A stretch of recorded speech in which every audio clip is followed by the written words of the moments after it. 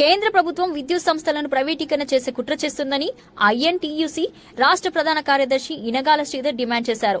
దేశవ్యాప్తంగా సమ్మెలో భాగంగా నేడు హన్మకొండలోని ఎన్పీడీసీఎల్ కార్యాలయం ముందు విద్యుత్ ఉద్యోగుల నిరసన వ్యక్తం చేశారు. ఈ సందర్భంగా ఇనగాల శ్రీధర్ మాట్లాడుతూ విద్యుత్ సంస్థల ప్రైవేటీకరణ చేసే నిర్ణయాన్ని వెంటనే వెనక్కి తీసుకోవాలని ఆయన డిమాండ్ చేశారు.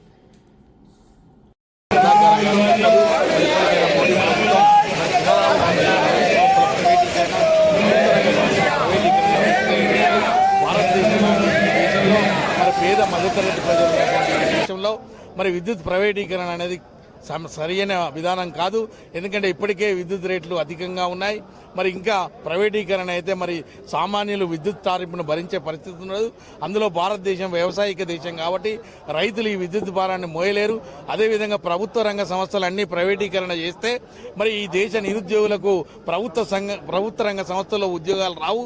మరి ఈ దేశ పౌరులందరూ కూడా కాంట్రాక్ట్ ఉద్యోగాలు చేసే పరిస్థితి వస్తుంది. కాబట్టి మరి ఈ దేశ నిరుద్యోగుల భవిష్యత్తును దృష్టిలో పెట్టుకొని మరి అదేవిధంగా దేశ భవిష్యత్తును దృష్టిలో పెట్టుకొని ప్రభుత్వ రంగ సంస్థల ప్రైవేటీకరణ ప్రభుత్వ రంగ సంస్థలను అమ్మడం అనేది నిజంగా సిగ్గుచేటు.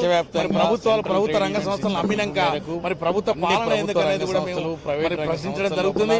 ముఖ్యంగా విద్యుత్ సంస్థల ప్రైవేటీకరణ కనుక చేస్తే మరి వినియోగదారులకు మరి అదేవిధంగా రైతులకు అధిక భారం తక్షణమే ప్రభుత్వ రంగ విద్యుత్ సంస్థల ప్రైవేటీకరణ